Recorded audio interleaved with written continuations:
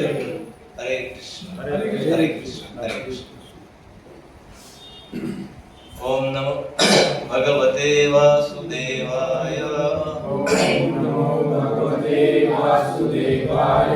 ओम नमो भगवते वासुदेवाय। ओम नमो भगवते वासुदेवाय। ओम नमो भगवते वासुदेवाय। ओम नमो भगवते वासुदेवाय। नारायणं नमस्कृत्य नरं चैव नरोत्तमं देवी सरस्वती व्यासं ततो जयमुदीरयेत्। नष्टप्रायेषु भद्रेषु नित्यं भागवत सेवया। भगवते उत्तमश्लोके भक्तिर्भवति नैष्ठकी। कृष्णाय वासुदेवाय देवकी नन्दनाय च नन्दगोपकुमाराय गोविन्दाय नमो नमः। गोविन्दाय नमो नमः। हरे कृष्ण हरे कृष्ण हरे कृष्ण हरे कृष्ण हरे कृष्ण। तर आपले सर्वांचं साप्ताहिक सत्संगामध्ये पुन्हा एकदा हार्दिक स्वागत। भगवद्गीता अध्याय 6 आणि श्लोक संख्या आहे 1। तर आपण शक्यतो आता भगवद्गीता बघू आता काय होतंय, ठेवायला पाहिजे समोर एक जण तरी पाहिजे असं एक साधारणपणे बहुतेक मंदिरामध्ये अशी एक पद्धती आहे। समोरचा वक्ता भगवद्गीतेचा श्लोकाचं उच्चारण करतो आणि त्याचं उच्चारण झाल्यावर मग पाठीमागचे जी भक्त मंडळी ते सुद्धा उच्चार करतात। त्या निमित्ताने काय होतं, सर्वांच्याच पाठात येतं, ते पाठातून जातात आणि उच्चार करायची संत घ्यायची विशेष गरज येत नाही। आपण हळूहळू एक भगवद्गीता हा जो विषय आहे हा आपण प्रथम समजून घेतला पाहिजे की हे गीत आहे। हा जो गीता शब्द आहे ना, असं म्हणतात की भगवंताची जे क्रियाकलाप आहे, गुणवर्णन आहे, वैशिष्ट्य आहे ते सामान्य माणसापेक्षा साहजिकच निराळे आहेत म्हणण्यापेक्षा खूप वरच्या लेवलवरचे आहेत। त्यामुळे हे जे काही भगवंत बोलले हे असं म्हणतात की गीत स्वरूप बोलले, जी वाणी अतिशय मधुर असल्यामुळे आपण प्रत्येक जण शब्द जसे कल्लोळ अमृताचे असं म्हणतात की शब्द कशा असावेत, अमृतासारखे शब्द असावेत की ऐकायला मधुर वाटावेत। तर सामान्य लोकांनी अपेक्षा केली जाते। याचं कारण असं आहे की भगवंतामध्ये जे गुण आहे, असं म्हणतात की मनुष्यामध्ये सुद्धा काही प्रमाणात ते गुण आहेत जे भगवंतात आहे। ते असं आहे की गुणात्मक दृष्ट्या भगवंत आणि जीवात्मा हे सारखेच आहेत। गुणात्मक म्हणजे जे भगवंतात गुण आहेत तेच गुण मनुष्यामध्ये आहेत, पण परिणाम दृष्ट्या सारखे नाहीत। गुणात्मक दृष्ट्या सारखे आहेत पण परिणाम दृष्ट्या नाही। कसं, जसं समुद्राचं पाणी आणि समुद्राच्या पाण्याचं एक थेंब हे गुणात्मक दृष्ट्या सारखेच आहे, कारण याच्यात जे कंटेन आहे ते एका थेंबामध्ये सुद्धा आहे, पण परिणाम दृष्ट्या सारखे नाही। कारण समुद्र मोठमोठे जहाज बुडवू शकतो, मोठमोठे मासे त्याच्यात राहू शकतात, पण पाण्याच्या एका थेंबामध्ये किती जणांना टिकवतात, ते तहान भागणार नाही, आंघोळ करणं पोहणं दूरच राहील। गुणात्मक दृष्ट्या दोघेही सारखे आहेत, पण परिणाम दृष्ट्या एक लघु आहे आणि एक विभू आहे। तसं भगवंत हे विभू आहे आणि जीवात्मा हा लघु आहे, थोडा त्याच्यामध्ये गुण आहे।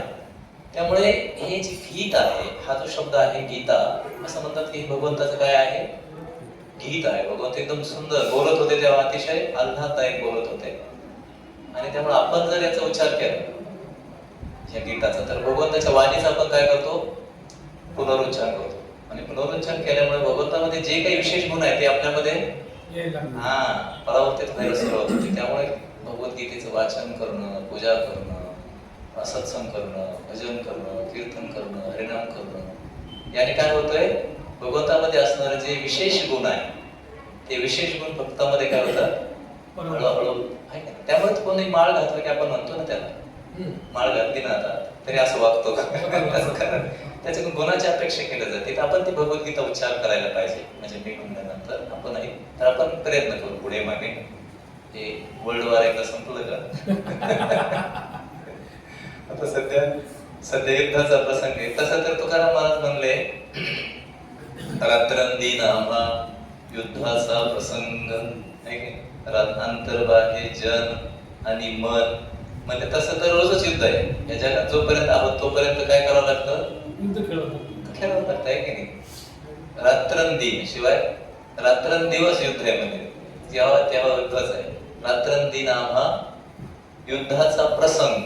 प्रसंग म्हणजे वाक्य, प्रसंग किंवा घटना ती सतत चालू आहे. म्हणजे युद्ध समय सारखं चालू आहे. त्यामुळेच भगवद्गीता सांगताना भगवंतानं ठिकाण निवडलं. ते कुठं निवडलं? युद्धाचं ठिकाण निवडलं आहे. कळायला पाहिजे का युद्ध सातत्याने. अर्जुनासमोर वेगवेगळं युद्ध आहे आणि आपल्या समोर सगळ्यांसमोर काही ना काही युद्ध आहे. प्रत्येकाने एक्झिस्ट करायचं म्हणल्यावर युद्ध समय आहे त्याच्यासमोर. आपल्या समोर मनाचा आणि जनाचं युद्ध आहे. तर भगवंतांनी या जगामध्ये युद्धाची कला किंवा युद्धाची नीती आपल्याला माहित पाहिजे ना. जर युद्ध असेल तर युद्ध काय पाहिजे? नीती माहित पाहिजे. नाही तर काय होईल आपलं? घात पण होऊ शकतो ना. पराजय तसं आहे, ठीक आहे, पराजय पण होऊ शकतो. पण कधी कधी काय होऊ शकतो? घात होऊ शकतो. मग घात होऊ नये व्यक्तीचा, त्यासाठी भगवंतांनी काय सांगितली? भगवद्गीता सांगितली कशा प्रकारचे युद्ध कौशल्य आहेत, कुठल्या कौशल्य नाही काही, कसं काय कर्म करतील, कोणत्या कौशल्यानं युद्धातून आपण बचाव घेऊन विजय प्राप्त करू शकतो. एक बचाव पण झाला पाहिजे, कारण युद्ध म्हणजे आक्रमण आहे. युद्ध म्हणजे, पण युद्धात दोन नीत्या असतात. एक असतं आक्रमण आणि एक असतं स्वरक्षण. जसं क्रिकेटमध्ये एक असतं, एक डिफेंड असतं, एक स्वतःला बचाव केला पाहिजे. तसं या जगामध्ये आपण कशा प्रकारे बचाव घेऊ आणि कशा प्रकारे आपलं जीवन यशस्वी होईल. नुसती गाडी चालवून उपयोग नाही ना. एक जण जोरात गाडी चालवायला लागलं आणि त्याला जर त्याचा बचाव करायचं माहित नसेल तर सगळ्या गोष्टी माहित पाहिजेत. भगवंताने त्या कला शिकवल्यात आपल्याला. तर आपण 6व्या अध्यायातला हा श्लोक घेऊया. ध्यानयोग नावाचा अध्याय आहे. तर आपण सर्वजण माझ्या पाठीमागे उच्चार करू शकता. श्री भगवान वाच. अनाश्रितः कर्मफलम् कार्यं कर्म करोति यः ससन्न्यासी च योगी च निर्न च क्रिया. श्री भगवान वाच. अनाश्रितः कर्मफलं कार्यं कर्म करोति यः ससन्न्यासी च योगी च न निरग्निर च क्रिया. श्री भगवान वाच. अनाश्रितः कर्मफलं कार्य कर्म करोति यः ससन्न्यासी च योगी च न निरग्निर्न च क्रिया. अनुवाद असा आहे श्लोकाचा. श्री भगवान म्हणाले, जो आपल्या कर्मफळावर आसक्त नसून कर्तव्य म्हणून आपले कर्म करतो तोच वास्तविक संन्यासी आणि वास्तविक योगी होय.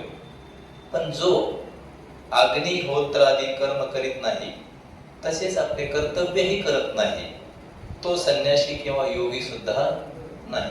पुन्हा ऐका. श्री भगवान म्हणाले, जो आपल्या कर्मफळावर आसक्त नसून कर्तव्य म्हणून आपले कर्म करतो तोच वास्तविक संन्यासी आणि वास्तविक योगी होय. पण जो अग्निहोत्रादी कर्म करत नाही, तसेच आपले कर्तव्य करत नाही, तो संन्यासी किंवा योगी सुद्धा नाही. तात्पर्य, या अध्यायात भगवंतांनी मन आणि इंद्रिय संयमित करण्याचे माध्यम म्हणून अष्टांग योगाचे वर्णन केले. असा अध्याय जो आहे. तरीही सामान्य लोकांना, विशेषतः कलियुगामध्ये या पद्धतीचे आचरण करणे अतिशय कठीण आहे. वर्तमान पद्धतीमध्ये योगाचे आचरण करणं कठीण गोष्ट आहे. या अध्यायात अष्टांग योगाचे वर्णन असले तरी भगवंत विशेषत्वानं सांगतात की कर्मयोग किंवा कृष्ण भावना भावित कर्म करणे अधिक श्रेष्ठ आहे.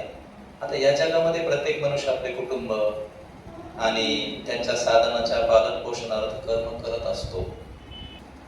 परंतु कोणीही व्यक्तिगत किंवा व्यापक अशा काहीतरी वैयक्तिक स्वार्थ किंवा वैयक्तिक तृप्ती वाचून काही कर्म करत नाही. कर्मफळाचा उपभोग घेण्याच्या दृष्टीने कर्म न करता कृष्ण भावना भावित कर्म करणं हीच कर्माची परिपूर्णत्वाची परीक्षा आहे. कृष्ण भावनाभावित कर्म करणं हे प्रत्येक जीवाचे कर्तव्य आहे. कारण जीव स्वरूपतः भगवंताचा अंश आहे. जसं शरीराचे अवयव संपूर्ण शरीराच्या संतुष्टीप्रित्यर्थ कार्य करत असतात. शरीराचे अवयव स्वतृप्ती करता कार्य करत नसून संपूर्ण शरीराच्या संतुष्टीप्रित्यर्थ कार्य करतात. त्याचप्रमाणे जो जीव वैयक्तिक संतोषार्थ कर्म न करता परम सत्याच्या संतोषार्थ कर्म करतो तो परिपूर्ण असा संन्यासी किंवा योगी आहे.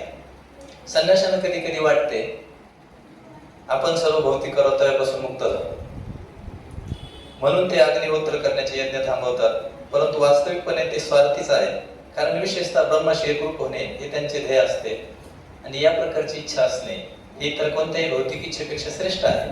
परंतु इच्छा सुद्धा स्वार्थयुक्तच आहे. त्याचप्रमाणे सर्व भौतिक क्रियांना विराम देऊन अर्धोन्नमित नेत्राने योग पद्धतीचे आचरण करणाऱ्या योग्याला वैयक्तिक तृप्तीची थोडीफार इच्छा असतेच.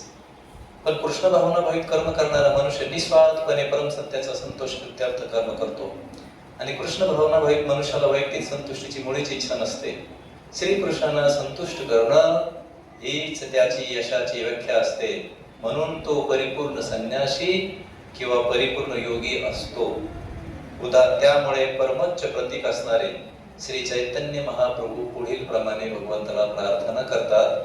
न धनम न जनम न सुंदरी कवितां वा जगदीश कामये मम जन्मनि जन्मनीश्वरे भवतार भक्ती रहे तुकी त्वयि. हे सर्वशक्तिमान प्रभो, हे भगवंता, मला धनसंचय करण्याची किंवा सुंदर ललनांचा भोग भोगण्याची इच्छा नाही. तसेच मला पुष्कळ अनुयायी एकत्र करण्याची इच्छा नाही. माझी एकच इच्छा आहे की जन्मजन्मांतर माझ्यावर तुमच्या अहेतुकी भक्तिपूर्ण सेवेची कृपा व्हावी. असं तात्पर्य आहे प्रभुपादांचं. आणि अनुवाद असा आहे की संन्यासाची कल्पनेच्या म्हणजे आपण एक प्रार्थना करूया. ओम अज्ञानतिमिरन्धस्य ज्ञानाञ्जनशलाकया चक्षुरुन्मिलितमेनं तस्मै श्रीगुरुवे नमः. श्रीचैतन्यमनोभीष्टं स्थापितं येन भूतले स्वयं रूपकदा मह्यं ददाति स्वपदान्तिकं. वन्देऽहं श्रीगुरु श्रीयुतपदकमलं श्रीगुरुं वैष्णवांच श्रीरूपं साग्रजातं सहगण रघुनाथावितातं सजीवं सावधूतं सावधूतं परिजनसहितं कृष्ण चैतन्य देवं श्रीराधा कृष्णपादान् सहगण ललिता श्री विशाखातान्विच. हे कृष्ण करुणा सिंधो दीनबंधो जगत्पते गोपेश गोपिका कांत राधाकांत नमस्तुते. तप्त कांचन गौरांगी राधे वृंदावनेश्वरी वृषभानुसुते देवी प्रणमामि हरिप्रिये. वाञ्छाकल्पतरुभ्यश्च कृपा सिन्धुभ्येव च पतितानां पावनेभ्यो वैष्णवेभ्यो नमो नमः. जय श्री कृष्ण चैतन्य प्रभो नित्यानंद श्री अद्वैत गदाधर श्रीवासादि गौर भक्तवृंद. हरे कृष्णा कृष्णा कृष्णा हरे हरे हरे राम राम राम हरे हरे. त्याच्या मागच्या क्लासमध्ये आपण ऐकलं की 3 मुद्दे आपले स्पष्ट होत आले होते. ब्रह्मचारी अस्त्र, ग्रहस्थ अस्त्र, वानप्रस्थाविषयी बोललो. तुमच्या लक्षात आहे की मला माहित नाही आहे ना. पण संन्यासावर राहिलं होतं बोलायचं. का संन्यास काय आहे याच्यावर चर्चा राहिली होती. तिथं भगवंतांनी संन्यासाचं वर्णन केलं. बऱ्याच वेळा आपण संन्यास शब्द ऐकतो पण त्याची व्याप्ती किती आहे, त्याचा खरा अर्थ काय आहे याच्याविषयी कधी कधी मनुष्यगण अनिविज्ञ असतो. त्याच्यामुळं विशेष रूपाने ह्या शब्दाचा अर्थ काय आहे हे कोणी स्पष्ट केलं? स्वतः भगवंतानेच ना. स्वतः कृष्णाने श्री भगवान वाचक गीतेत स्पष्ट केलं भगवंताने की अनाश्रित कर्म आहे की कार्य सांगितलं कर्मही सांगितलं. कारण असं म्हणतात की प्रत्येक जीवात्मा जो आहे तो काही ना काही कार्य केल्याशिवाय राहू शकत नाही.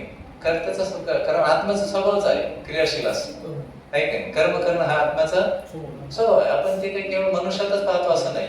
साधारण जीवामध्ये सुद्धा ही प्रक्रिया आपण सहज अनुभवतात. सूक्ष्म स्तरावरचे जे जीव असतात सूक्ष्मदर्शी यंत्राने आपण पाहतो, हे सुद्धा आपल्याला काय करताना दिसतात, ऍक्टिव्ह दिसतात आहे की नाही? काही ना काही हा हालचाल म्हणजे एवढ्या क्रिया केल्या जातात. साधारण आता ही क्रिया जी आपण पिकांचे जे भरण पोषण होतं, फोटोसिंथेसिसद्वारे प्रकाश संश्लेषण क्रिया वगैरे क्रिया होतात, हे सूक्ष्मजीव करतात ना. नायट्रोजन इकडे तिकडे पाठवणं, हे करणं, प्रत्येकाला ड्युटी लावून दिलेली आहे की नाही? कर्तव्य हे जीवाचा स्वभावच आहे. कारण जीव हा काय आहे, क्रियाशील आहे. तो काही ना काही काय करतो, कर्म करतोच. त्यामुळे भगवंताने उत्तर दिलं का अनाश्रित कर्म फलम कार्य कर्म.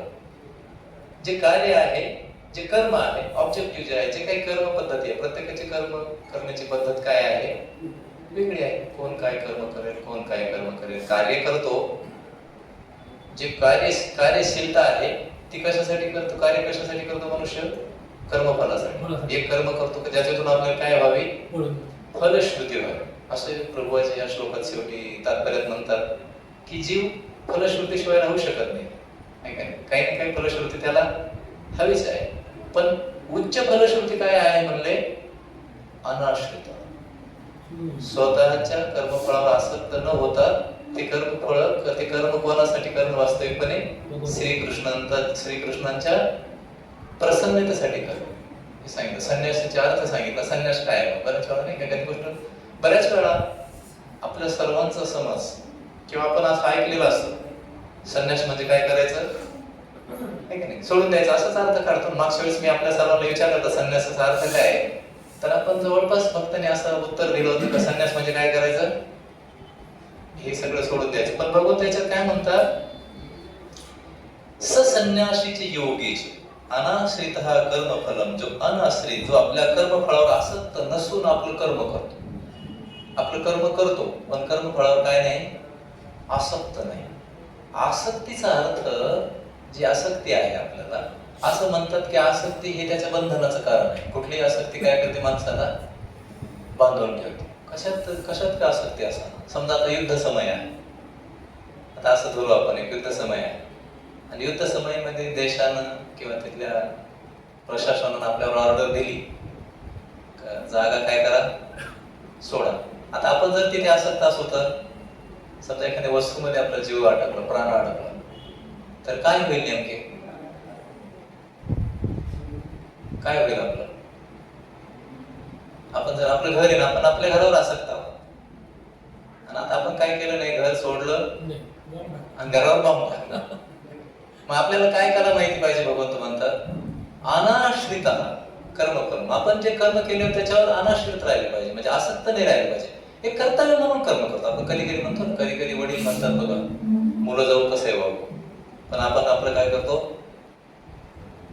तुम्ही ऐकलं की नाही, कधी कधी तो जसा वागेल तसा वागेल म्हणतात, पण आपण आपलं काय करायचं, आपण आपलं कर्तव्य करायचं. जनता कशी वागू, ही एक कला आहे. हे अनाश्रित राहणं, आसक्त न होता कर्म करणं, ही कला आहे. पण डायरेक्ट आसक्त न होता कर्म करणं ही सोपी गोष्ट नाही. मग इथं भगवंत काय म्हणतात, कोणावर आसक्त झालं पाहिजे, भगवंतावर आसक्त झालं तर आपल्या लक्षात येईल हे घर भगवंतच आहे, आणि मला जिथे घेऊन जाणार आहे तिथे कोणाची इच्छा आहे, भगवंताची इच्छा आहे. मग म्हणतात सब भूमी सब भूमी गोपाल की, सगळी भूमी कोणाची आहे, मग गोपाळांची आहे. गोपाळांची इथे इच्छा नसेल मी दुसरीकडे जाईल. अनाश्रित म्हणजे काय आहे, घर बांधून असा उद्देश नाही, पण काय म्हणजे घरामध्ये आसक्त कर्म करू नये असं नाही म्हणले. घरात जर जास्त आसक्ती असेल तर स्वामी प्रभुपाद म्हणतात, जर घरात जास्तच आसक्ती वाढली एखाद्याची, तर तिथं कोंबडी, बकरी, मांजर, कुत्रा होऊन यावं लागतं. जर कृष्णावर आसक्ती झाली, स्वाभाविक आहे. एक आळी असते, तुम्ही पाहिली का, एक शेतीमध्ये बरेच लोक बघतात, एक आळी आहे अशी चालते ती आळी काय करते माहितीये का, एका काटकीवरून दुसऱ्या काटकीवर जाते. पण दुसऱ्या काटकीवर जायच्या अगोदर जोपर्यंत तिला पूर्ण आधार तिकडे लागत नाही दुसऱ्या काटकीचा, तोपर्यंत इकडला आधार सोडत तिकडे पूर्ण आधार. तसं भगवंत म्हणतात, पूर्णपणे कोणावर आसक्त होय अर्जुना, तू माझ्यावर आसक्त हो, तू मला कर्म अर्पण कर, म्हणजे मी तुझी सगळी काय घेणार आहे. एकदा आपल्या लक्षात आलं कसं करते करते ते कोण आहेत, कृष्ण आहेत. मग कृष्ण सांगतात की तू काय कर, आता तुला संन्यासाची व्याख्या सांगतो. बऱ्याच वेळा लोक जर कंटाळले ना, काय खरं नाही, संन्यास घेऊन टाकेल म्हणते काय काय. म्हणजे माझ्या जीवनात मी एक ग्रस्त पाहिले, ते सातत्यानं आपल्या कुटुंबाला दम द्यायचे. जास्त कोणी काही बोललं ना, मी झोळी उचली ना, एवढंच काय. आपल्या देशाचे उच्च पदावरचे नेतेच होतो नंतर, अरे हम तो फकीर लोग है, झोला उठाकर चले जाएंगे. हे पण हा जो आहे ना, हा जो संन्यास आहे म्हणतात, कोणता संन्यास? असा संन्यास भगवंताला मान्य नाही. कोणता संन्यास? फल्गू संन्यास. फल्गू वैराग्य कथ्यते, म्हणजे फल्गू वैराग्य, कंटाळा म्हणून सोडून देणं आहे का नाही. कंटाळा म्हणून सोडण्याला परिपूर्ण संन्यास नाही मानला. विनोदाने एक गोष्ट ऐकली एक महाराजांची मी, ते म्हणले तो घरी भांडणं झाले, रोज भांडणं व्हायचे पती पत्नी. एवढे कार्य रजगुणामध्ये इतके कार्य कंटाळायचा तो. कंटाळा एक स्वाभाविक आहे, हे त्याच्यावर ते दोष हे स्वतःवर घेत नाही माणूस. तुझ्यामुळे झालं, तुझ्यामुळे झालं. पती पत्नी एवढे भांडणं झाले एक दिवस ना, मला जर तू जास्त आता असा त्रास दिला ना, सोडून जाईल, संन्यासीच घेईन. पत्नी नाही नाही म्हणायची. बरेच दिवस ऐकलं, एक दिवस म्हणे घ्यायचं तर कंटाळले रोज काय संन्यास घ्यायचं तर घ्या म्हणे, मला माहिती तो म्हटलं परत येणार ना काय होईल ते बघ. आता जसं ठेवले आनंद काही भगवंत आहेत नाही माझ्या पाठीशी आहे, तुमचा आधार होता, पण तुम्ही जर सातत्यानं मला असं म्हणत असाल तर जा बघून घे. ती सत्संगात जात होती, भगवंतावर निष्ठा झाली. निष्ठा झाल्यावर काय याच्या होऊन होऊन काय व्हायचं? याच्याकडे कृष्ण आहेत ना, काय होणार मला याच्या पलीकडे काय? तुला वाटतं तेवढं सोपं नाही, तुम्ही घेऊन तर बघा आधी संन्यास. वाटतं तेवढं सोपं नाही माझ्यासाठी. वाक्य आहे ते, गेला लगेच कंटाळून कंटाळून गेला एक आश्रमात. आणि खरी गोष्ट पण आहे, इकडून लोक म्हणतात आश्रमात मजा आहे, इकडून नाव ठेवून सोपं राहतं. त्या लोकांची नाही मजा आहे, ते लोकांच्या वर बसून खातात. जावे त्याच्या वंशात. जेव्हा जातो ना आश्रमात गेल्यावर कळालं त्याला, बापरे एक खरी घडलेली घटना आहे. इस्कॉन मध्ये अशी एक घटना घडली आमच्या जीवनामध्ये. म्हणजे माझी त्या व्यक्तीची ओळख काढणी झाली बरं समोर. मी ऐकलं त्याच्याबद्दल. त्या इस्लामचे नाही, महाराष्ट्रातलेच एका नॅशनल बँकेमध्ये काम करत होते, मोठ्या पदावर कार्यरत होते. त्यांनी ऐकलं सगळं काही. आपण खरे एक लेख काय जीवे रे स्वरूप है नित्य रे कृष्ण रे नित्यदास. जीव काय आहे म्हणजे कृष्णाचा नित्य दास आहे. ते म्हणजे मग मी जर भगवंताचा दास आहे, लोकांचा दास व्हायचं काय काम आहे? आला दम देतो, तो आला दम देतो, हे करा ते सहाय करा, हे करा. भगवंताचा दास आहे म्हणजे आपल्याला भगवत सेवेमध्ये रमण व्हायचं. यायचे महाराजांना भेटायचे. एक दिवस म्हणले गुरु महाराज मला नोकरी सोडायची म्हणे. का बरं नोकरी सोडायची म्हणजे? नोकरी खरं सांगते आहे तुम्ही? नाही म्हणजे काय खरं नाही, तिथे काय ते लोक दास समजतात, आपल्याला नोकर समजतात म्हणे. एवढे नोकर समजतात, तेव्हा नोकर समजतात, तर कोणाची नोकरी केलेली बरी? मी भगवंताचं नोकरी आहे, सामान्य माणसाचं ऐकून काय करायचं? गेली नोकरी सोडून. पण नोकरी सोडताना त्यांनी काय कला केली? मुलं त्यांचे उच्च पदस्थ होते, ते थोडे रिटायरमेंटला थोडे दिवस राहिले होते. त्यांचं एवढं वैराग्य त्यांच्या मनामध्ये आलं ना, त्यांनी डायरेक्ट घरदारातलं सगळं जे साहित्य होतं ना ते भरलं टेम्पो. पत्नी गेली आपल्या मुलांकडे. म्हणजे ज्या ती सगळी भगवंत संपत्ती भगवंताची आहे, मग ती काय करायची आता? आश्रमाला दान करायची ना आश्रमात राहायचं, परत यायचं नाही. टेम्पो घेऊन मंदिरात आले. त्यांच्या ज्या भौतिक वस्तू होत्या, काय काय असतं घरामध्ये, कपाट असेल, काही सोफा घ्या, सगळे त्यांचे सगळे कृष्ण घेऊन आले. दान टेम्पो उभा केला. आश्रमात जे असतात बसले त्यांच्याकडे गेले. ते म्हणजे मला हे सगळं जमा करायचं. ते म्हणजे नाही असं कशाला घेऊन आले याची गरज नाही म्हणे. मग आपली परत आसक्ती होईल ना तिकडे. घरात काही ठेवायचंच नाही, सगळं कृष्णाला आसक्ती ठेवायचं, तिकडे ठेवायचंच नाही. बरं ठीक आहे म्हणे. भेटतो मग ब्रह्मचारी महाराजांच्या कानावर गेलो, ब्रह्मचार्याच्या कानावर गेलो, असं तसं. आता त्यांना म्हणे असं करू नका तुम्ही. नाही म्हणजे अरे राजीनामा देऊन आलो म्हणे.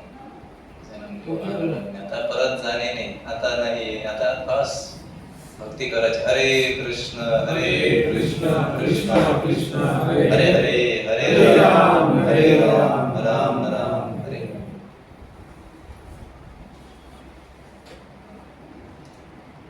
काय खरंय म्हणलं संसारामध्ये? काही खरं नाही. शेवटी काय मिळणार? गदा मेहनत करायची, शेवटी काही बरोबर येणार नाही. जिथं इथलं तिथंच ठेवून जावं लागणार. एक दिवस मृत्यू येतो म्हणे, मृत्यू संकट आहे, कशाला काय करायचं. त्यामुळे नाही म्हणा, तुम्ही प्रॅक्टिस करा, घरी जप जापे करा, भजन पूजन करा, लगेच येऊ नका. सुरुवात करा. नाही म्हणले, माझ्या मनाचा निश्चय पक्का झालेला नाही, काय झालं, निश्चय झाला, मंदिरात आले तर हे चालू आहे ना, ठीक आहे. ते आले त्यांना खेड्यात इथल्या मंदिरात आता काही एवढं काही मोठे ऑफिसर आहेत, त्यांना नोएडाला पाठवलं, दिल्ली मंदिरामध्ये तिथे गेले. पण आता तिथे गेल्यावरती काही साहेब आहेत का, सेवक आहे का नाही, त्यांनी मान्य केलं मी सेवक आहे. तिथे कोणी तरी सांगायचं प्रभूजी चलो. आता सुरुवातीला हे गेल्यावर काय ट्रेनिंग कशाची, काय करणार आहे, लेक्चर देणार ते गेले त्यांना झाडू लावायला लावले, म्हणजे काय सेवा आहे. आता तिथे मंदिरात सगळी सेवा कृष्णाची सारखीच आहे. असं काही प्रभुपादचे एकदा म्हणाले, ते झाडू लावणं, कुकिंग करणं, पूजा करणं, प्रवचन देणं, हे सगळे काय आहे, कृष्णाप्रती सेवा आहे. असं काही एक मोठी भारी आहे आणि एक हलकी, असं काय नाही. कृष्णाचे चरणही तेवढे श्रेष्ठ आहे आणि चेहराही कृष्ण सरी परिपूर्ण आहे. त्यामुळे कृष्णाच्या सर्व्हिस सुद्धा सगळ्या कशा आहेत, परिपूर्ण आहे. त्यामुळे यांना सुरुवातीला छोट्या मोठ्या सेवा करायला लावल्या. हळूहळू त्यांच्याकडे तो जुना साहेब जागा झाला. त्यांना वाटायला लागलं, हे कालचं पोरग मला एवढा ब्रह्मचारी तो सांगतो, चलो प्रभूजी झाडून घेऊ, चला हे करू, चला सर्व्हिस करा, प्रसाद वाढा. त्याने प्रॅक्टिस केलेली नाही ना. त्यांना अचानक असं वाटायला लागलं की ही माणसं माझ्यावर काय करतात. ते हळूहळू सांगायला, विचार सांगायला लागले, तुला कोण आहे मी माहिती आहे का. ते म्हणजे मला नाही माहिती, तुम्ही कृष्णाची सेवा की मी कृष्ण सेवक आहे. तिथं काय क्या राजा क्या रंग, तिथं सारखं आहे ना. असं काय भगवत धामात जाताना असं लेबल आहे का, नाही हा मोठा साहेब आहे ना, हा ते गरीब होता. तिथं काय गरीब श्रीमंत आहे काय. साधारणपणे सुद्धा आपण एखाद्या गाडीत जातो, ते काय ओळखतात का तुम्ही श्रीमंत का गरीब. सारखंच असं ना सीट, एसटीची सीट काय गरीब श्रीमंत सगळं सारखंच आहे. तुम्ही काय त्याला वाटायला मी साहेब आहे. हळूहळू त्यांचा मी जो असतो ना, तो मिथ्या आहे, तो मिथ्य जागा झाली. ते अचानक एका भक्त ओळखले, काय बोलतो म्हणजे तुला समजतं. तर प्रभूजी मेरे साथ झगडा मत करो. वरिष्ठ असतात ना, त्यांना सांगा तुम्ही काय गेलो म्हणजे छोटा बच्चा मेरे को तकलीफ देता है. तर बोल काय तकलीफ देतो, मैं कुछ बोला नहीं, मैं लोग झाडू लगाते हैं. हळूहळू 4-2 दिवस थांबले, 10-15 दिवस थांबले. 15 दिवसांनी म्हणले मला घरी जायचं. घरी आले ना, त्या साहेबाकडे गेले. ते म्हणे अजून तुमचा मी राजीनामा मंजूर केलेला संन्यासाचे योगीच.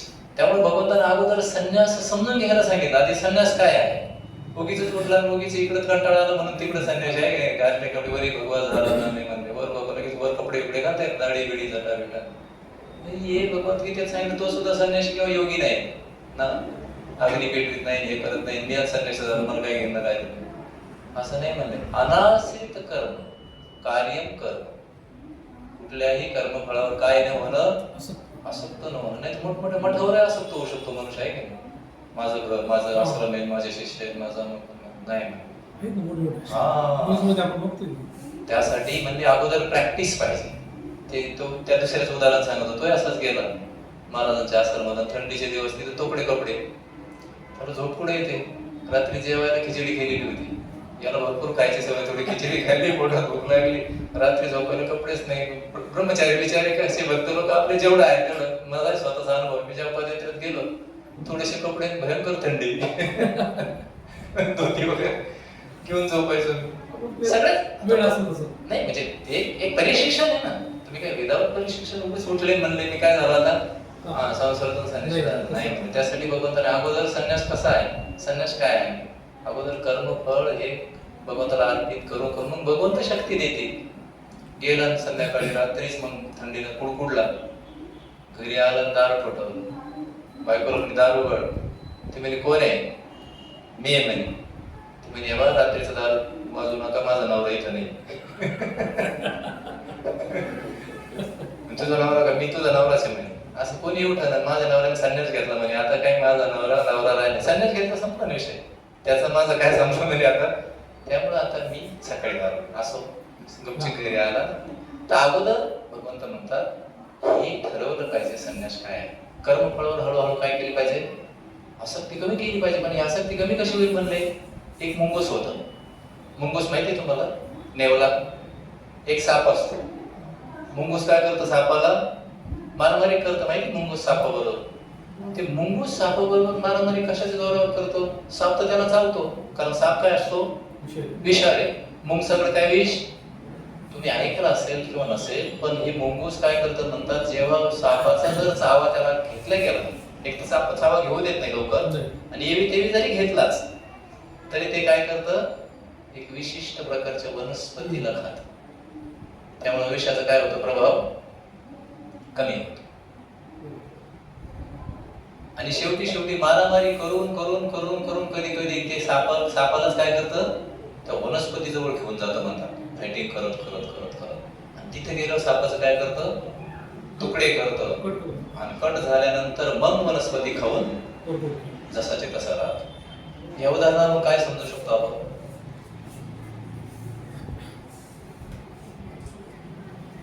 हे उदाहरण इथं असं सांगितलंय की भौतिकवादी लोक जे आहे ना, ते सर्पासारखे आहेत. म्हणजे आपण कुठेही गेलो तर आपल्याला भगवंताबद्दल न ऐकता दुसरं सांगितलं जातं, असं करा तसं करा. कधी कधी आपली पण भावना होते.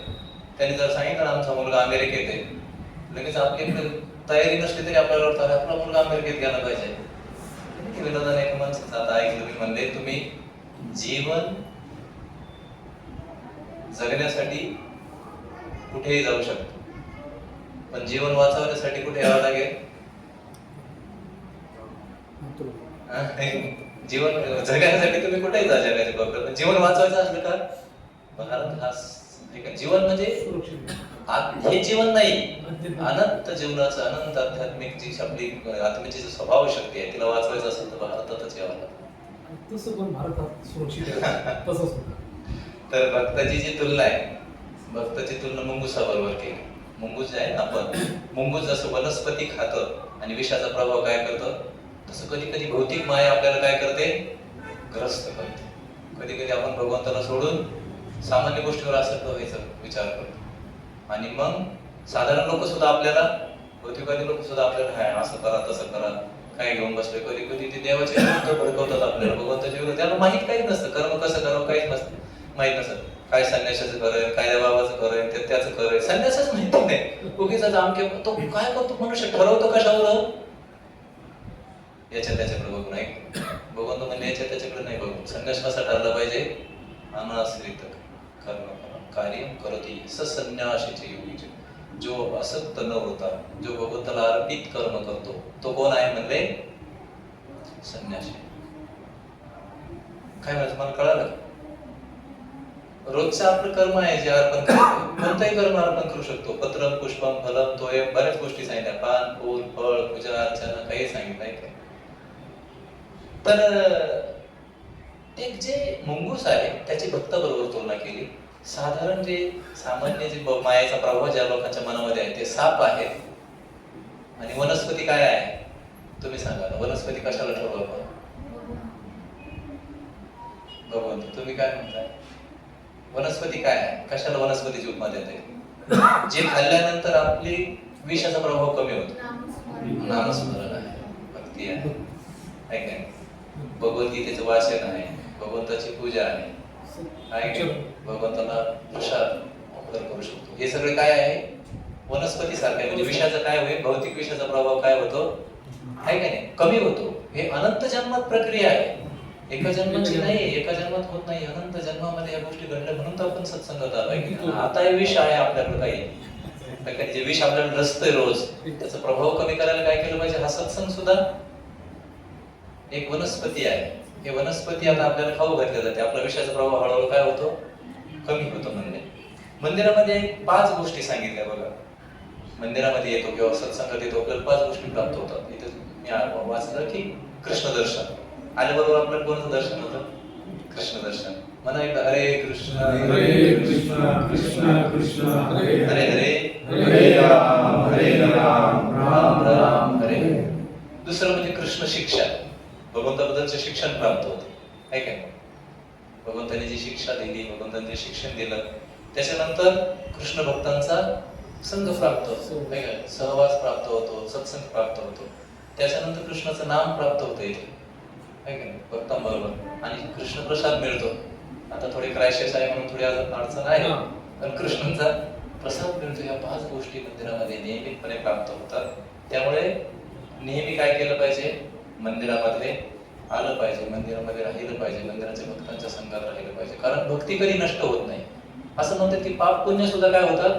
पाप हे नरकात जाऊन नष्ट होतं आणि पुण्य हे स्वर्गात जाऊन नष्ट होतं, पण भक्ती कधीच नष्ट होत नाही. म्हणून तर तुकाराम महाराज वगैरे नामदेव महाराज म्हणतात जन्मजन्मांतरी असेल सामग्री. भक्तीची काय पाहिजे? जन्मजन्म आपल्या बरोबर सामग्री, तरीच नामाची भागरी येईल नामाची. नाव यायला सुद्धा काय पाहिजे? जन्मजन्माची सामग्री असते आणि ती अजून आपण वाढवू शकतो या जन्मात. विषाचा प्रभाव झाल्यामुळे कधी कधी आपली शक्ती कमी पडते. वनस्पती जर खाल्लीच नाही तर मुंगूस भरून जाईल. तसं जर आपण ह्या जन्मात सत्संग केला नाही तर हळूहळू आपली भक्ती काय होईल? नष्ट होत चालेल, कमी पडत चालेल, की त्याचा प्रभाव आहे किंवा तिचं जे मूळ तत्व आहे ते आपल्याला प्राप्त होणार नाही. त्यामुळे गीता वाचणे आणि गीतेचे कधी कधी गणेशन प्रभू तुम्ही ऐकत होते म्हणजे गीता वाचणे हे पंडिताचं काम नाही केवळ गीता वाचायचे. म्हणजे गीतेचं काय झालं पाहिजे? साक्षात्कार पण झाला पाहिजे. नाही काय? नुसती गीता वाचणं, कधी कधी गीता लोक वाचतच नाही.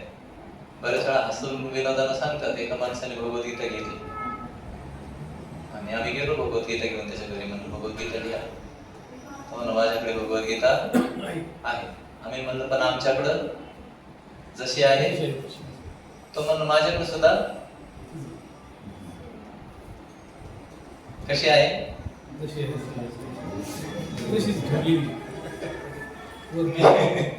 घेऊन ठेवली जशी आहे तशीच मिळते. अजून अभ्रक सुद्धा पॉलिथिन सुद्धा.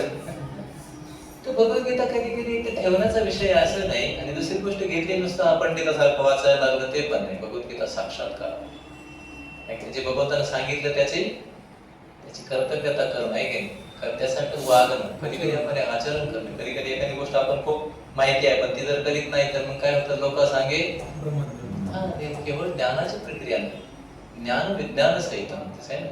ते पण परंपरा प्राप्त, परंपरेनं ते प्राप्त करावं ज्ञान. आणि हळूहळू आपल्या जीवनात अनाश्रित कर्मफल ऐकायला सोपं आहे. अनाश्रित कर्मफल आश्रित व्हायचं नाही, आश्रित व्हायचं नाही ऐकायला सोपं आहे पण त्याची प्रॅक्टिस देखील पाहिजे ना. हा रोज. आणि ती प्रार्थना आपण भगवंतालाच करू शकतो. हे भगवंता मला कृपया तुम्ही सांगितलेल्या वचनावर माझा दृढ विश्वास होईल आणि तसं चालण्याची सद्बुद्धी, प्रेरणा, कृपा तुम्ही द्या. अन्यथा कसं शक्य आहे? वैराग्य ही फार मोठी गोष्ट आहे. वैराग्य ही अनंत जन्माचं पुण्य प्राप्त झाल्यानंतर, अनंत जन्माच्या भक्ती सुकृती प्राप्त झाल्यानंतर वैराग्य. वैराग्य ही सोपी गोष्ट नाही. वैराग्य बाहेरचा वेश नाही आहे, परिधान नाही. हा मोठ्या कधी कधी सामान्यपणे कलियुगातले लोक आकृष्ट होतात आणि लोक पण तसं करतात. त्यांना वाटतं याला फसतात लोक आहे की. पहिल्यांदा जेव्हा आमच्या घरात दारासमोर जेव्हा एक माणूस आला काठी वाजवायला, जोर जोरात काठी आपल्याला तुम्ही पटकन पातेलभर धान्य घेऊन पळालो. काय झालं बाबा? घाबरलो. मला वाटलं पोलिसच आला. ते येतात ना ते बहुरूपी, त्याला माहिती पोलिसाचा वेश धारण घेऊन गेल्यावर जरा थोडस कलियुगामध्ये लोक बहुरूपी सुद्धा आहे. गीता बहुरूप्यासाठी नाही. म्हणजे गीता बहुरूप्याचा खेळ नाही आहे. गीता हा व्यक्तीच्या उत्थानाचा विषय आहे. आणि त्यामुळे भगवंतांना प्रत्येक व्यक्तीला, प्रत्येक जीवाला भगवंताचा अंश आहे ना. भगवंताला प्रत्येकाची कळकळ आहे. हे सांगण्याची जी भगवंताची कळकळ आहे अर्जुनाला जे सांगतात ते इतरांसाठी पण आहे, आपल्या सर्वांसाठी आहे. आणि कधी कधी दुर्जनाचा संग त्यागावाच लागतो. तो आपला घात करेल. कोणाविषयी दुश्मनी किंवा द्वेष नाही आहे पण आपल्याला संघातून भक्तांचा संघ करावा लागेल. त्या मगरीचा आणि त्या वानराचा तुम्हाला सगळ्यांना माहिती संघ झाला, एकत्र मैत्री झाली दोघांची. म्हणजे खूप चांगली. आणि मैत्री झाल्यावर एक दिवस जांभळं घेऊन यायचा तो. मगरीला जांभळं टाकायचं. जांभळं खूप गोड लागायचं. सगळ्यांना गोष्ट माहिती आहे काय. त्याला जांभळं गोड लागायचं. त्याला वाटलं अरे सुंदर जांभळं आहे. 4-2 पत्नीला घेऊन जायचं. पत्नी म्हणजे जर हे जांभळं एवढे गोड आहे तर तुमचा मित्र रोज जांभळं खातो म्हणल्यावर त्याचे हृदय किती गोड असेल. त्याचं पाळीच पाहिजे माझी इच्छा आहे. घेऊन येतात याला काय काय घेऊन चल म्हणलं माझ्या घरी भेटायला येतो. तो म्हणलं हा बरंच मला कधी कधी इकडं माझे आई वडील जेवढं फिरू देत नाही, झाडावर बसून ठेवतात म्हणजे नेहमी. मी गुपची तिकडं आज आई वडील तिथे दिसत नाही. चला फिरायला गेलं पार नदीमध्ये गेल्यावर त्याच्यावर लक्षात आलं आपण घाबरलो नाही का सगळीकडे ते पाणीच पाणी पाणीच पाणी बुडून मरू शकतो म्हणलं. म्हणलं घरी कशाला चालवत मला मागे सोड. तर म्हणलं मित्रा तुला मागे सोडलं असतं माझ्या पत्नीला तुझं काळीच खायची इच्छा आहे. काय काय गोष्ट सगळ्यांना माहिती आहे. काय म्हणला तो आणि अरे म्हणला थांब थांब थांब थांब. मला आधी सांगायचं म्हणून आम्ही वांदार उड्या मारतो इकडे तिकडे काळीच झाडाला ठेवलंय तेवढं घेऊन येऊ परत गेला आणि जेव्हा झाडावर उडी मारली तेव्हा म्हणला आता कधीच तुझ्या संग यायचं. लक्षात आलं? आपला मित्र कितीही चांगला असतो त्याचे अंतर्मन आपल्याला माहित नाही किती घात आहे आपल्यासाठी. भगवत भक्ती येऊ देत नाही कधी कधी. काय घेऊन बसले तुम्ही नाही म्हणजे अशा मित्राचं काय करा अनुकूल संकल्प प्रतिकूल. भगवंताचे वाक्य काय आहे ते अगोदर. बरेच लोक काय विचार करतात जनता काय म्हणेल, हा काय म्हणेल, तो काय म्हणेल. पण हा विचार करा तर कधी खरंच भगवंत काय म्हणतील आपल्याला. त्यांनी दिलेलं उपदेश जर आपण पालन करत नसतो तर भगवंत काय म्हणतील हा विचार आला पाहिजे की नाही. नाही तर भाऊसागरामध्ये ती मगर जसं बुडून टाकतं तसं आपले मित्र परिवार आपल्याला काय करेल. त्यामुळे आपल्यामध्ये भक्तीचा रस आहे पण शोषण आहे तेवढा आहे. त्यामुळे मुंगसा कधी कधी राधेश्याम प्रभू एकदम म्हणत होते जो आपल्याला ऐकत नाही ना कधी कधी वादविवाद पण घालतात कधी कधी भक्तीविषयी आपल्या सगळे लोक आहे काय तर मुंगूस कसं पटकून पटकून त्याला त्या वनस्पती घेतं तसं म्हणजे त्या भौतिकवादी लोकांना सुद्धा ओढून ओढून सत्संगाला आणलं पाहिजे. म्हणजे आपण जवळून जवळून झाली झाली त्याची सुकृती जागी नाही झाली तर आपली तर टिकेल. त्याच्या संग झगडा यासाठी घालावा भगवंताविषयी की आपली टिकेल त्याचं पण कल्याण होईल.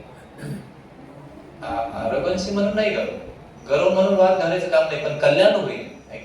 कारण त्याला कर्मफलाचे असेल ते कळेल कर्मफळ कसे नाही जरी आपण सोडले कर्मफलाची अपेक्षा सोडली नाहीच तरी पण प्रकृती सोडायला मृत्यू कधी पण येतो ना. कधी पण सोडून जावं लागतं. घडी घडी काळ वाट याची पाहे अजून किती आहे अवकाश किती वेळ आहे कोणाच माहिती. 156 मुली वर्गात नेल्या ना. कसं तुम्ही म्हणू शकता का मृत्यूला असं कसं लावणार कसं गणित कसं बांधणार की नाही आज नाही करू.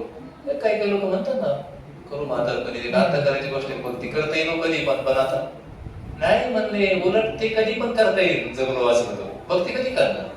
कौमार प्रार्थना प्रल्हाद महाराजांनी सांगितलं कौमार अवस्था लहानपणापासूनच सुरू केली पाहिजे. भक्ती कधी सुरू केली पाहिजे म्हणजे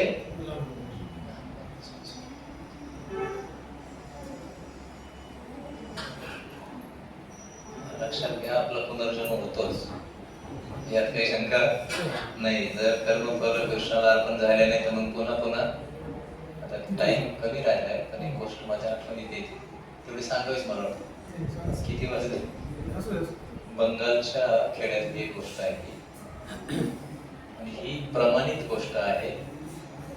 ते स्टीव्हन्स काहीतरी नाव आहे त्यांचं. त्यांनी ज्या पुनर्जन्माच्या गोष्टी बऱ्याचशा गोष्टी आहे ना ह्या गोळा केल्या संकलन केलं त्यांनी एका गोष्टींचं बऱ्याचशा पुनर्जन्माच्या गोष्टींचं संकलन केलं आणि त्या संकलनामध्ये त्यांच्या लक्षात आलं डॉक्टर इयान स्टीव्हन्सन म्हणून एक व्यक्ती आहे. हे भारतामध्ये बऱ्याच काळ इंग्रज सरकारच्या नंतर हे राहिले. तर त्यांनी जवळपास 3000 पुनर्जन्माचे प्रकरण शोधले. जे अनेक प्रकरण आहेत परंतु जे काय म्हणजे काय प्रख्यात आहे कन्फर्म केले त्यांनी वैज्ञानिक कन्फर्म केले. आपल्या शास्त्राने ही गोष्ट मानलीच आहे की नाही पुनरपि जननम पुनरपि मरणम पुनरपि जननी जनरेशन. पण आपल्याला समजा म्हणून ही गोष्ट सांगतो मी तर पश्चिम बंगालमध्ये शुक्ला नावाच्या मुलीची कथा त्यांनी मांडली. साधारणपणे 1959च्या आसपास 5 वर्षाची झाली ही मुलगी. शुक्ला नाव आहे तिचं. तर तिच्या वडिलांचं नाव आहे के.एन. सेनगुप्ता. सेनगुप्ता नावाचे काही बंगालमध्ये ग्रस्त आहेत ते रेल्वे कर्मचारी होते. ते हे रेल्वे कर्मचाऱ्याच्या घरामध्ये एक मुलगी जन्माला आली. ती मुलगी जेव्हा 1-1.5 वर्षाची झाली तेव्हा ती काय करायची एका झोळीमध्ये छोटी उशी ठेवायची त्याला झोका द्यायची. झोका देऊन म्हणायची की माझी मुलगी आहे. जिला झोका दिली ती काय आहे माझी. तर ते ग्रस्तांना आश्चर्य वाटलं ही तर 1.5 वर्षाची मुलगी आहे आणि हिची मुलगी म्हणजे कसं काय हे असं. हळूहळू ती जेव्हा 2-3 वर्षाची झाली तेव्हा 2-3 वर्षाची झाल्यावर तिने गोष्ट सांगायला सुरुवात केली का खेतू नावाचा माझा दीर आहे माझे माझे माल तिच्या मिस्टरांचं नाव घेत नव्हते, कारण विशेषतः सासरे आपल्या पतीचं नाव घेत नाही. पण माझी मुलगी आहे म्हणायची, मीनू नावाची मुलगी आहे. आणि भाटपारा वगैरे जे आहे ना, भाटपारा नावाचं बंगालमध्ये एक ठिकाण आहे, त्या भाटपाराच्या आसपास रततारा नावाचं एक छोटं ठिकाण आहे. या ठिकाणी माझं घर आहे म्हणायचं. कधीच माझं घर आहे म्हणायचे, ती मागचा जन्म म्हणतच नव्हती, ती सरळ सांगायची की माझं घर आहे, तिथं मीनू नावाची माझी मुलगी आहे. ह्या ग्रस्तांना ते खरं वाटायचं नाही. आता एवढी छोटीशी मुलगी असं सांगते, 2-3 वर्षाची मुलगी आहे, माझं घर तिकडे आहे, माझी मुलगी आहे, मला माझ्या मुलीला भेटायला जायचं. शेवटी ते जाईना, तर तिने हट्ट धरला, जर आता मला जाऊ दिलं नाही तर मी एकटी जाईन. आता छोटीशी मुलगी म्हणल्यावर या ग्रस्त रेल्वे असल्यामुळे त्याने एका ठिकाणी चौकशी केली. खरंच असं ही सांगते असा विभाग आहे का बघा बरं, हे जे नावं सांगते, खेतू वगैरे जे नावं सांगते, त्या रेल्वेच्या कर्मचाऱ्याने दुसऱ्या कर्मचाऱ्याला सांगितलं, त्याने तिसऱ्या कर्मचाऱ्याला सांगितलं, आणि निरोप आला का तिकडे खेतू नावाचा एक माणूस आहे, आणि मना नावाची त्याची वहिनी वारली आहे काही वर्षापूर्वी, 1948च्या आसपास ती वारलेली होती. आणि ती स्त्री वारलेली आहे, तर ती खरं बोलत असावी. मग सगळ्यांनी विचार केला आणि या छोट्या मुलीला घेऊन ते ठिकाण पाहायला गेले. खरोखरच तिथं आहे का काहीच घर. तिने सगळ्यांचे नाव सांगितले, सासऱ्याचं नाव काय आहे, याचं नाही, अगोदर जातानाच सांगत होते तिकडे माझे असे 20-30 माणसाचं कुटुंब आहे, माझी मुलगी आता केवढी मोठी झाली असेल, काय झालं असेल वगैरे वगैरे. जेव्हा हे ग्रस्त तिला घेऊन गेले, तेव्हा घेऊन गेले तर रस्त्यात तिचा सासरा भेटला. नेमकाच त्या मनाचा सासरा भेटला. मना तिचं मागच्या जन्माचं नाव आहे. तो सासरा भेटला, तर सासरा भेटल्यावरती ते अमृत चक्रवर्ती नावाचे ग्रस्त आहे. सासरा भेटवती नाही का, लाजतात ना खेड्यात, ते स्त्रिया जसं तिने तसं एकदम बाजूला उभी राहिली, त्यांच्यावर चर्चा करणं. त्यांना वाटलं तू, तिने सांगितलं की माझे सासरे भाऊ आहे. मग घरात गेली तर रस्ता दाखवत गेली. तिला रस्ता माहिती आहे ना सगळं, बाकीची पाठी बघून चालले. जेव्हा रस्ता गेली तर तिला मुख्य द्वार सापडेना. सगळ्यांना वाटलं चुकीचं आहे, खोटं बोलते. नंतर समजलं की त्याने ती मेल्यानंतर दरवाजा बंद केला, दुसऱ्या बाजून दरवाजा केल्यामुळे थोडी गोंधळली. घरात गेली, तिने दाखवलं हे माझं घर आहे, इथं माझं झोपायचं बिछाना आहे. आणि शिलाई मशीन पाहिली, शिलाईचं काम करायचे, शिलाई मशीन पाहिलं, डोळ्यात थोडे अश्रू आले की मी कसं कुटुंबाला वाढवायला होते. थोड्या वेळानं ते हरिनाथ चक्रवर्ती तिचे मिस्टर आले. बाकीच्या विचारलं तुझे पती कुठे आहे, दाखव बरं. तिने दाखवले माझे पती. मग हरिनाथ चक्रवर्ती सगळ्यांनी एवढे करून त्यांना मान्य झालं, तरी पण अजून पुढच्या गोष्टी राहिल्या. सगळ्यांनी पाहिलं तिच्याकडं, तिने माझा पती आहे, ही माझी जाव आहे. आणि विशेष रूपानं जो लगाव होता, जे मातृत्वाचा लगाव असतो, तो लगाव कोणाप्रती आहे, त्या मुलीप्रती आहे. माझी मीनू कुठे आहे. तो आता मीनू 12 वर्षाची आहे, ही 5 वर्षाची आहे. पण ते स्टीव्हन्सन लिहितात की जेव्हा मी पाहिलं तिच्या डोळ्यामध्ये सातत्यानं जो मातेमध्ये जो प्रभाव असतो ना, आपल्या मुलीविषयीची काळजी, तिच्याविषयी ती कुठं इकडे घेऊ नये तिकडे, प्रत्यक्षात ती मोठी आहे, ही छोटी आहे आता. पण ती सगळी काळजी जशी मातेच्या मनामध्ये असते, ती सगळी काळजी तिच्या मनामध्ये. आणि मिस्टरांच्या विषयी ती सांगायची, आपल्या घरी यायचा ना, तिला बऱ्याच वेळा ओढ असायची, मुलीला भेटायला जावं, पतीला भेटायला जावं. आवडीचे पदार्थ बनवून न्यायची, किंवा ते जर भेटायला आले तर आवडीचे पदार्थ बनवायला सांगायचे. त्यांना ते सांगितलं हो मला आवडतं ते पदार्थ, खरं आहे ते सांगितलं. अशा सगळ्या गोष्टी याच्यामध्ये त्याने सांगितल्या. तर मला एवढंच म्हणायचं का, जन्म ज्याच्यामध्ये आपली आसक्ती असते ते जसंची तसं राहते, ते जात नाही. त्यामुळे आपण संसारामध्ये अनेक वेळा येतो जातो, संसारात दुःख भोगतो. पण भगवंताचं मत असं आहे की तुम्ही हे आसक्ती जी आहे सामान्य व्यवहारामध्ये, तीच आपल्या दुःखाचं कारण आहे. शारीरिक दुःख अजून आपल्या समोर आहे की नाही, खूप आहे. जन्म मृत्यू जरा व्याधी भयंकर दुखणे आहेत, काय आहे काय नाही. आता कोणी म्हणतं की कधी मनुष्य पाय तुटतो, कधी काय होतं काय नाही, युद्धाच्या समयी काय होतं, संसारात काय होतं, आपल्याला सर्वांना दुःख आहे. या जन्ममृत्यू संसारातून सोडवण्यासाठी भगवंताने काही विशेष मुद्दे सांगितले. त्याच्यात एक मुद्दा सांगितला, अनाश्रित कर्म फलम कार्य करोति. संन्यासाचा अर्थ समजून घ्या.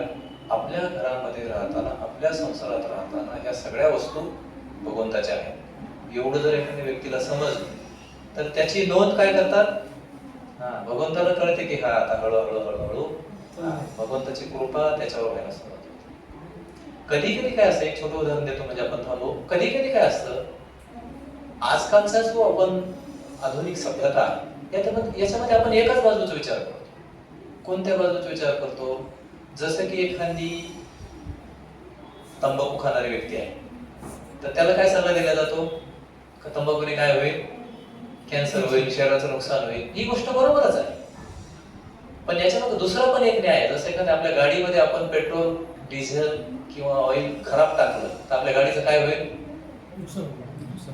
गाडी जर चुकीच्या गोष्टी टाकल्या काय होईल? हे झालं आपल्यापर्यंत, इंजिनाचं नुकसान होईल. पण आपल्याला दुसरा कायदा माहितीच नाही. पीयूसी मला बऱ्याच दिवसांनी आता कळायला लागलं का पीयूसी असतं म्हणून. कारण पोल्युशन होत आहे, प्रदूषण होण्याचा पण एक कायदा आहे. त्याच्या अगोदर आपली फक्त मत काय असतं? आपल्या गाडीचं नाही. यामध्ये दोन गोष्टी घडतात. एक तर चुकीच्या गोष्टी केल्यामुळे काय होतं आपल्या गाडीचं, आणि दुसरं म्हणजे सरकारचा कायदा. बस मला याच्यातून एवढंच सांगायचं, भगवंताची भक्ती न केल्यामुळे आपल्या जीवनाचं तो नुकसान होईल, पण भगवंताचा कायदा तुटेल. हे सर मला काय म्हणत कळालं का? आतापर्यंत काय आपण फक्त मी चांगलं कर्म करतो, मला काय करायचंय, मी कोणाचं वाईट केलंय नाही, पण भक्ती करायचं आहे ते पण केलं नाही ना. तर कायदा तुटण्याचं, लहान मुलांना कायदा तुटण्याचं माहितीच नसतं. त्यांना वाटतं फक्त आपली गाडी नुकसान. एक तर ते कळत नाही, सामान्य माणसाला तर ते पण कळत नाही, पण बुद्धिमान माणसाला हे कळतं. एक तर चुकीचं वागलं तर माझं नुकसान होईल, म्हणजे शारीरिक नुकसान होईल, आणि जर शास्त्राने घालून दिलेले नियम नाही पाळले तर भगवंताने घालून दिलेल्या कायद्याचं नुकसान होईल. ते पालन जेव्हा हळूहळू आपण करतो तेव्हा तो उत्कृष्ट जीवात्मा, चांगला जीवात्मा म्हणून भगवंताचे जे कायदे आहे त्या कायद्यातून तो हळूहळू सुटतो, आणि अशा प्रकारे जन्ममृत्यूच्या चक्रातून, दुःखातून हळूहळू मुक्त होतो आणि भगवंताची कृपा प्राप्त होतो. जगद्गुरु श्री प्रभुपाद की ग्रंथराज श्रीमद भगवद्गीता की जय. गौर प्रेमानंद हरी हरी कृष्ण. कथानक वगैरे सुंदर आहे कथा ऐकायला भगवंताचं, पण त्याच्या अगोदर भगवंताचा थोडा कायदा समजला पाहिजे, मग त्या कथा सुंदर आहे. आपण कथेकडे वळू, भगवंताच्या चांगल्या आहेत, कथा सुंदर आहे, पण अगोदर कायदाच माहिती नाही, मग कथा सहज या होतात. कधी अग्निहोत्र कधी कधी काही अग्नी चाकरी सांगितलं का, कधी कधी काहीच करत नाही, मला काहीच करण्याची आवश्यकता नाही असं म्हणतो. अग्निहोत्र हे प्रमाणित मानलं शास्त्राने. संन्याशाने कमीत कमी जप ते अग्निहोत्रातील कर्म करावेत ना. चूल तर तो पेटवत नाही, त्याच्याकडून अग्नी काहीतरी पेटला पाहिजे. पण असं नाही की तो मी काहीच करत नाही म्हणजे संन्यास आहे बरोबर. त्यामुळे त्याने कधी कधी काय होतं, संन्यास घेणारा व्यक्ती सगळ्याच गोष्टी त्यागतो, हे सांगितलं त्यांनी. तुम्हाला वाचून सांगतो. प्रश्न ठीक आहे. तर एक प्रश्न त्यांचा आहे, अग्निहोत्राबद्दल प्रभुपाद काय म्हणे? प्रभुपाद म्हणतात,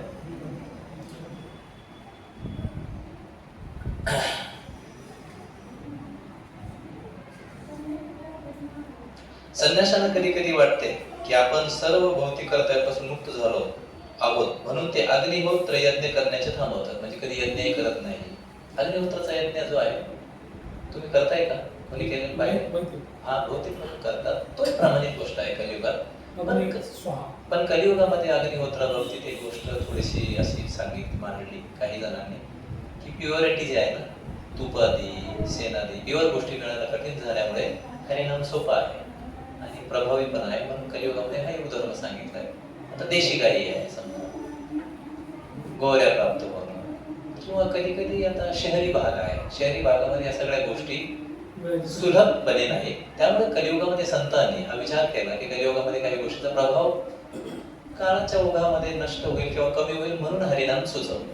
पण संन्यासी योगी वगैरे लोक अग्निहोत्र करू शकतात. पेटवलं पाहिजे, अग्निहोत्र केलं पाहिजे, प्रमाणित आहे ते. शेवटी मृत्यूच्या वेळेस आत्मा उभं शरीर स्वाहा करतो. पण ते लाक्षणिक जरी असेल तरी प्रत्यक्षातही करायला पाहिजे, असंही पण शास्त्रात आहे. दोनदा उल्लेख आहे श्लोकामध्ये. तर त्यामुळे जशा प्रकारे शरीराचे सर्व अवयव शरीराच्या संतुष्टीसाठी कार्य करतात, तसं सर्व मनुष्याने भगवंताच्या संतुष्टीसाठी कार्य केलं पाहिजे. हा उल्लेख जे कर्म असेल, आपण जे कार्य करतो त्या कर्मामध्ये आपण करू शकतो. पण अग्निहोत्रादी क्रिया हे प्रभुपाद एका ठिकाणी म्हटले की प्रमाणित आहे, पण त्या कलियुगामध्ये डिफिकल्ट आहेत थोड्या. परदेशामध्ये किंवा जंगली भागामध्ये किंवा शहरामध्ये ह्या गोष्टी उपलब्ध होत नाही सर, म्हणून हरिनाम सोपं आहे. पण संन्यास कधी कधी ते पण करत नाही आणि हे पण करत नाही, कोणतं? काहीच करत नाही म्हणतो मी संन्याशी जावं, तर ते नाही. म्हणजे संन्यास हा आहे की कर्म करत राहिलं पाहिजे.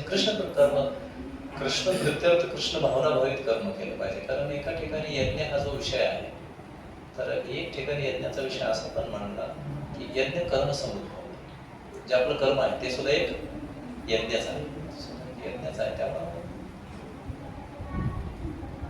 कर्म सोडून देतो संन्याशी कधी कधी, मला काही आवश्यकता नाही. ही गोष्ट चांगली नाही प्रभुपाद म्हणतात. किंवा कधी कधी अर्धवट डोळे मिटून बसतो, पण कर्म कृष्ण प्रीत्यर्थ करत नाही, तर तेही त्याच्यामध्ये कधी कधी स्वार्थ दिसून येतो. असा शब्द वापरला त्याने.